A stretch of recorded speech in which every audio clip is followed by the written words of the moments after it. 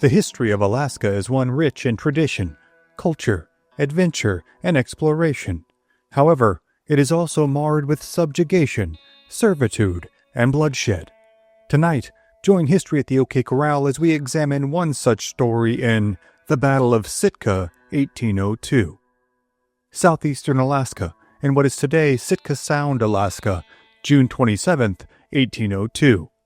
At about 1 o'clock in the afternoon, as a young Russian named Ambrosium Plotnikoff returns from checking his cattle that are grazing near one of the inlets near Sitka Bay, he hears a series of loud, blood-curdling screams.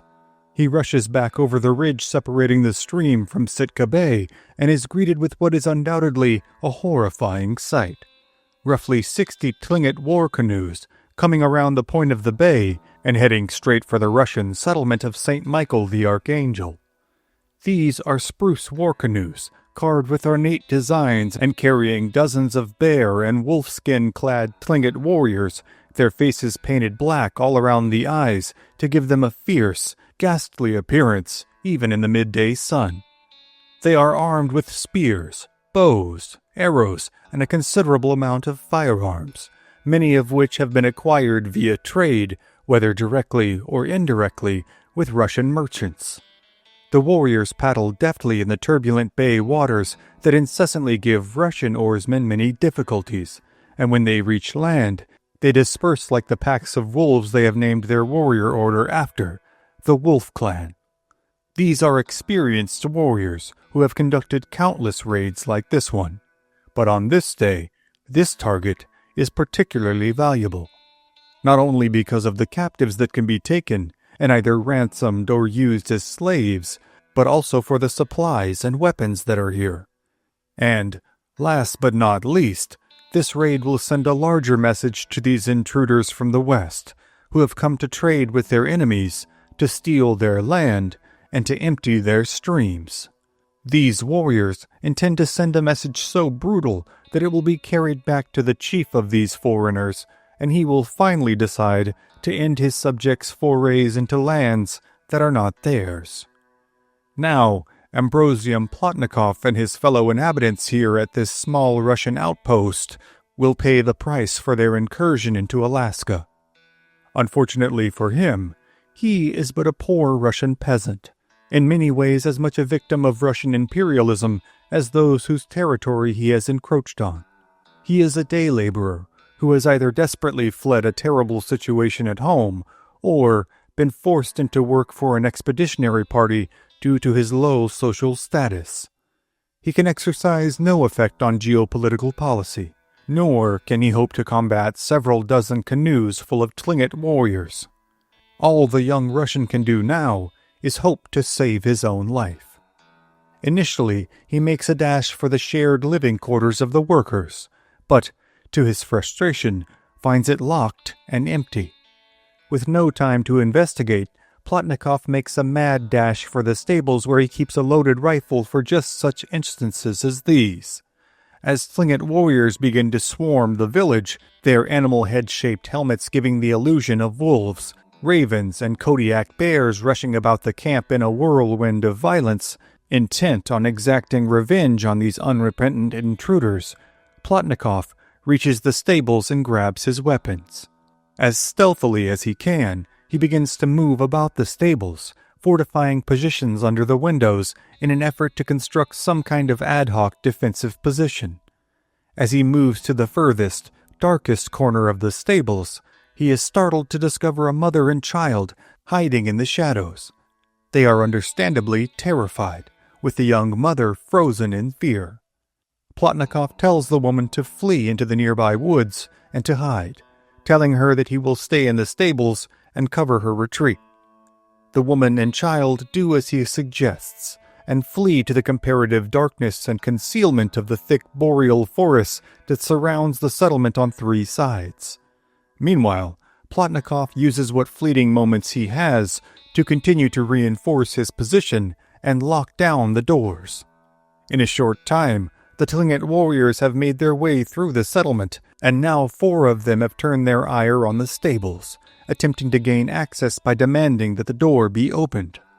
When their commands are not obeyed, they simply bash the door in, They seize Plotnikoff by his heavy coat and take his gun. However, as the warriors struggle to subdue the Russian, he manages to slip out of his coat and make a mad dash for the woods. His pursuers quickly abandon their chase, seeing the bounty of supplies in the stables as far more enticing than one additional dead Russian. As the raid continues to unfold, they ransack the stables, taking great glee in the plunder of its bounty. Meanwhile, after hiding in the shadows of the woods for a few hours and being incessantly tormented by the screams of his dying countrymen in combination with the exhortation of the Tlingit raiders, Plotnikoff, unable to remain still any longer, makes his way back to the fort, cautiously scurrying from the cover of one tree to the next before laying eyes on the end stages of the sudden horror that had just been wrought upon the small contingent of Russians. His description of the events is as follows. I returned to a point near the fort and found all the buildings on fire, except the warehouse of which the Indians had possession, and from which they were throwing furs, provisions, etc., out through the windows and carrying them to the canoes which had been brought for the purpose of taking them away. I saw one of our men jump through a window of one of the burning buildings, only to be picked up on the fighting knives of the savages and thrown back into the fire. I also saw them cut off another man's head and throw the headless body into the flames. Unfortunately for Plotnikoff, before he can fully digest the totality of the scene in front of him, he is spotted by two Tlingit warriors who chase after him in what must have been a truly terrifying pursuit for the Russian. Plotnikoff again manages to hide in the forest for a nerve-rattling few hours before making a second attempt to survey the ruins of the settlement. By this time, the screams have abated, and the scene that greets the young explorer is one of a macabre, hellish nightmare. Except, in this case, it is all too real. The buildings are all still on fire, and the ground now littered with the bodies of his comrades. Plotnikoff notices that some of the cattle he had been watering earlier that very afternoon are now milling about outside of the settlement. Many of the unfortunate bovines have Tlingit knives embedded deep in various spots about their bodies. He now attempts to make his way to the animals in hope of at least providing them with some relief, when he is again spotted and again pursued into the woods by the remnants of the Tlingit raiding party. After his narrowest escape yet, Plotnikoff takes shelter under a large tree and spends a shiftless, terrifying night alone in the Alaskan dark, trying to keep his breathing quiet and listening intently for the footfalls of more Tlingit warriors. The next morning, he is startled awake by the roar of a group of muskets firing. Again, he flees, this time further up the mountain. On his ascent, he discovers 3 other survivors, another young mother, her child, and an old man who had managed to escape despite being quite ill. This group manages to stay together, hidden from sight for 8 straight days and nights. Each day during this ordeal, Plotnikoff ventures down towards the Saint Michael settlement in hopes of finding some kind of relief effort sent by concerned parties in the capital of Kodiak. His fervent hope is that the Russian officials will eventually become concerned at the lack of goods and correspondence coming out of this more easterly settlement. After several days, he finally spots a ship in the distance, making its way towards the site of the settlement. Flush with a mix of panic and joy, Plotnikoff dashes out of the dense forest and out onto the rocky strip of beach that stretches out into the bay, his arms outstretched in an effort to hail this presumed rescue boat. But again, Plotnikoff is spotted by several Tlingit who have remained in the area and is compelled to again escape into the forest. Again, he hides until dark, then manages to take a more circuitous route to the beach nearest where the large ship has anchored. This time, he is able to alert the men in the boats of what has taken place here. To his surprise, the ship is actually a British vessel, one that has made its way from England, then to Boston, then down around South America, and finally up the Pacific coastline in their pursuit of beaver and otter furs.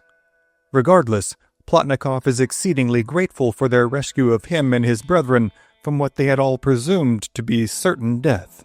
He returns to his party with a small guard of English sailors, only to find that in his absence, another survivor has managed to find the mother, child, and old man.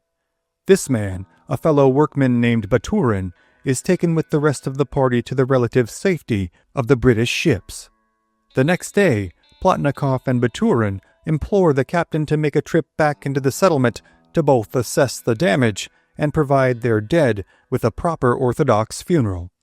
The captain grants their request, again sending a small contingent of armed guards to accompany them. When they reach the ruins of the settlement, they are all now fully able to assess the death and damage that has been wrought upon them by the mighty Tlingit. The headless bodies of men they have lived and worked with, crossed oceans and braved dangers with, celebrated Christmases and feast days with, now lie strewn about the ground like so much refuse. They are given as dignified a burial and funeral as can be managed by the devoutly Orthodox Russian contingent, and then the men make their way back to the British ship that sits waiting in the bay. The ship remains anchored in the harbor for an additional 3 days, as the crew prepares to travel back to Kodiak should no more survivors be found. On the 3rd day, however, a group of Tlingit canoes, seeming to have simply appeared from the ether in their stealth, suddenly paddle up next to the ship. Assuming that they are a British vessel full of Englishmen whose intentions are not to colonize nor to evangelize, but simply to trade for furs.